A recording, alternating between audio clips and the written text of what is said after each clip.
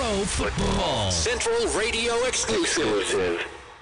You are listening to Niner Talk Central Radio on the Pro Football Central Radio Network. So we are going to go to the Bonita Tequila hotline, fire it up. It's a rare opportunity to speak to a living legend.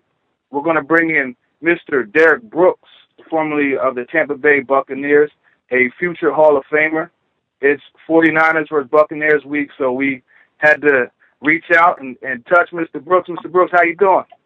I'm doing all right. I appreciate the opportunity to come on and talk 49er Buccaneer matchup. Yes, sir. It's definitely a matchup. Right off the bat, I want to get into it, and we've talked numerous times about the inside linebackers, Navarro Bowman and Patrick Willis. Just want to get your thoughts about how well both of those guys are playing. Well, you know, when you look at the linebacker play, particularly from the inside, you start with those two. Mr. Bowman and Mr. Willis have sustained a high level of play these last couple of years, and it's one of those rare opportunities that both of them have been able to excel in their respective defense. I give a lot of credit to Coach Jim Leavitt, who used to be the head coach here in Tampa, Florida, of the South Florida Bulls, and talking to him years ago, he was excited when he got the job and had the opportunity to coach these two young men. And he told me back then how good that these guys could be as a pair. And I think they've not only exceeded expectations, but I think they've set the bar of what inside linebacker play should be like, especially for the two guys that are across the field from Sunday, and Mason Foster and Levante David. I'm glad you brought them up because that was going to be my next question. I want you to talk a little bit about Levante David. We were looking at the top five, and my co-host Dylan DeSimone, he actually had a top five inside linebacker poll, and Levante David was somebody that came up a few times in some of the different votes. So what are your thoughts on Levante David? Do you feel he's a top five inside linebacker? Yes, you know, and I stated this, you know, a while back that, you know, you like more of a body of work, not only with him, but Luke Kuechly. For that matter, you like to see the sustainability over time. But I must tip my hat off to him for this year, especially now late in the season. He is playing at an all-pro level. And hopefully he will get recognized for that in the way that the defense has been playing with postseason bursts, hopefully in the Pro Bowl. But I would say right now, in rating their games, his game is up there pretty high because he's played at a high level. Now, when you match up and say, how does that look over time, you just want a few more reps in terms of games played before you start making the comparisons. But I would definitely give a young man his credit, his due respect for this year. He's putting up those numbers that would mirror the expectations to be what they are for Mr. Bowman and Mr. Willis at this point in their careers.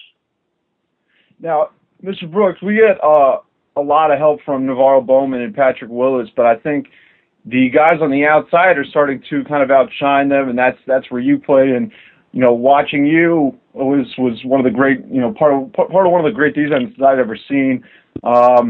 You know, and I really wanted to get if you can kind of reflect back, and if you could tell us about that moment that you guys kind of made that leap to a playmaking defense. I mean, you're a really strong defense, but became a playmaking defense. What the mentality was, what was said, and how you guys kind of executed, because it seems like San Francisco kind of has to make up for their offense. Yeah, I can't say it was, you know, one moment or this one play.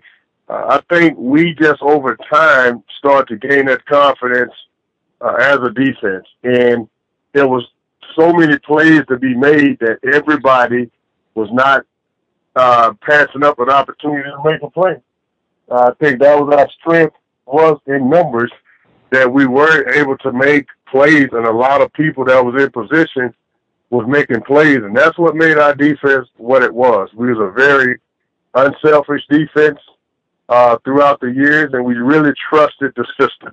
We knew that everybody would have their opportunity to maximize their talent and make plays if they trust the system and rooted for the guy next to you. And I think that's a lost art, guys, not only when you talk about defense, but just in the game itself now, the teams that's able to fight through that and not let those external factors get into their football team and be an unselfish football team, those teams still succeed. And again, I started to see a little bit of that lost over the years, and the 49ers team, particularly defense, could easily be a sign of that unselfishness and everybody being able to make plays on the field.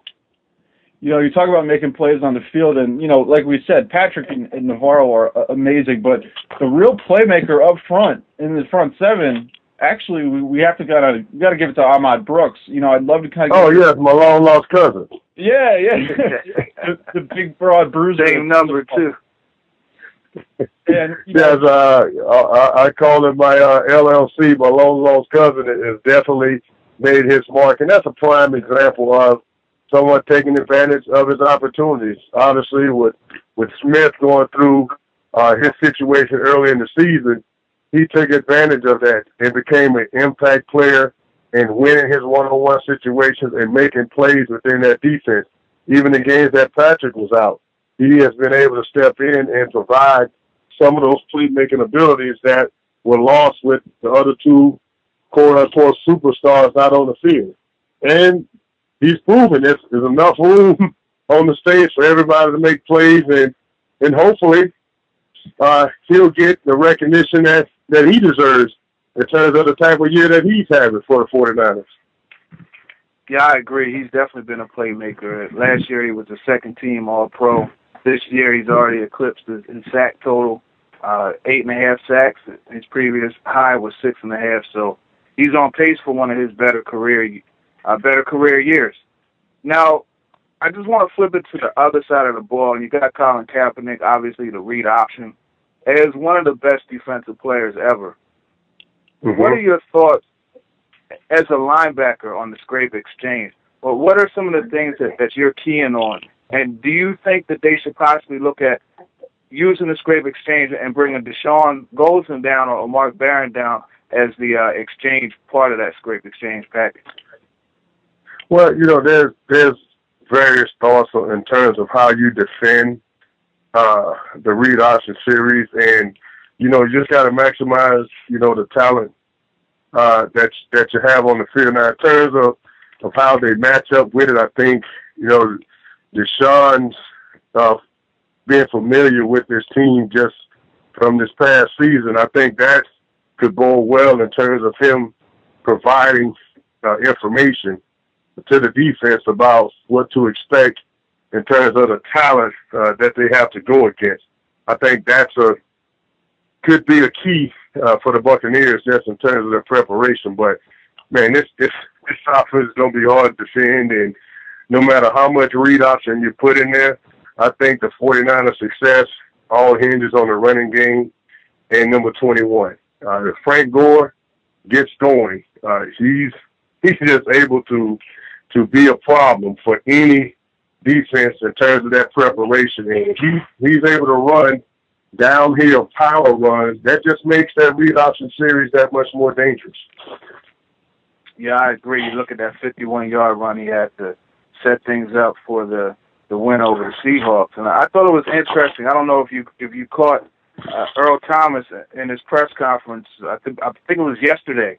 He was talking about how something happened that usually doesn't to a safety, and that's they had Anquan Bolden targeting him downfield, and specifically to take him out. He ended up only having 3 tackles. So, yeah, you're right. The running game is really the ticket. You look at the 49ers, when they get 100 yards rushing from Frank Gore, they're a much harder team to beat.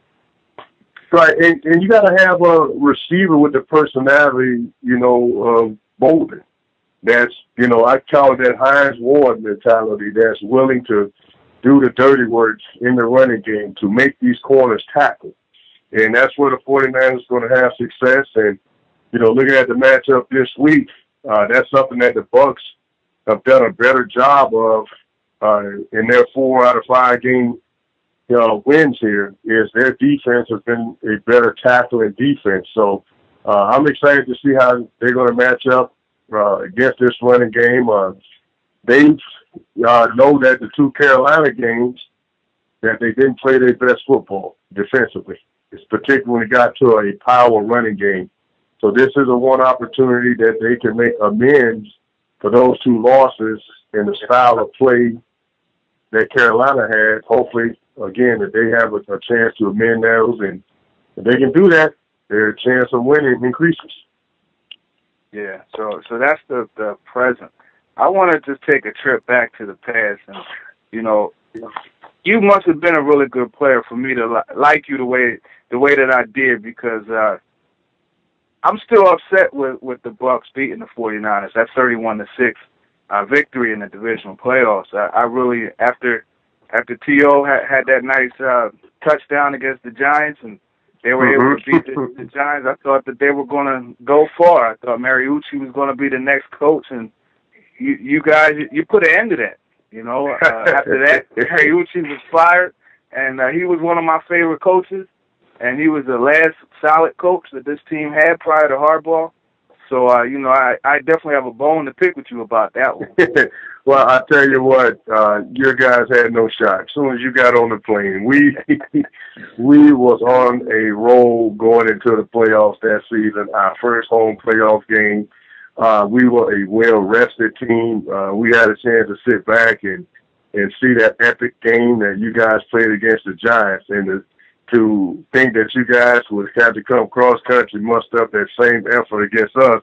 We just felt everything was to our advantage when we came to that matchup. And we were a team at that time that could match the speed that the 49ers had on offense, man for man, position for position. We felt we could match up with you guys, and we could get out to Jeff Garcia and make that comfortable pocket uncomfortable for him with four guys. And if and at that time, we were able to mix up 7 men in coverage, and you didn't know we were in two-man, 3-4, man-to-man. We knew we could cause problems for the 49er offense on that day, and the score indicates that we did. Yes, sir. Yes, sir. Not only were you a playmaker on the field, I can't think of another defender who had 5 touchdowns in 1 year. That's ridiculous. But you were also a playmaker off the field. Can you talk a little bit about your Brooks charity and also about the Brooks to Barterville High School? I think that's an awesome thing that you guys started down there. And so many people look at your play on the field and want to give you accolades, but you've received the Walter Payton Man of the Year award. I believe it was there was another award. I forget. It was the Man of the Year. I think it was Fran Tarkenton Man of the Year award. That was the Bart Star Award. But in reference to our community service, that's just my passion is youth education, and God provided the stage of football as a vehicle for me to stand on to feed my passion towards education. And I'm just grateful to have a partner, and you very well know of the DeBardo family. Yes, and their love of really not only the love of sports and championship environment, but their championship attitude are impacting our community. So Charter High School, Brooks to Barterville Collegiate High School is really, we feel one of the best in the country. And our slogan is simple. We give kids a private school education at a public school cost. We give you the best education possible for free. And we're growing. We're currently now moving close to 400 to 500 kids. We want to get up to 600-700 kids here shortly and continue to make better citizens for tomorrow. And Derrick Brooks Charities, my family foundation, we continue to do the same message, and that's impact our society one child at a time. That's awesome. That's awesome. And not only in the community service, you also own a co-owner and president of the Tampa Bay Storm. I was looking at your roster. I see you reached back to your FSU, Florida State. Yes. Adrian McPherson. Yeah, well, that's part of my job in being in the front office executive. I have the privilege of running a football team from the general managership to the business side. And in arena football in the state of Florida, I feel we put out the best athletes as possible. And my alma mater here. I think if you're good enough to play there, you at least deserve an eye from me. So yes, I do track, and I get a lot of from other owners, man, a lot of jars at it. But I do track all of our athletes coming out of Florida State, and they have a desire to play football, and they haven't quite made the NFL, but still have a talent enough to do it. I definitely want to give them a try to play for the Tampa Bay Storm. There you go. So we really appreciate you coming on. Me personally, I listen to your show every Thursday, every Friday especially. You and Bob Papa on Sirius NFL Radio. Always like to hear your predictions. And I'm going to tweet you whether I agree or not. So it's a pleasure having you on. Yes, sir. We'll do, and we'll continue to do. All right. Take care. All right. Take care, Mr. Brooks.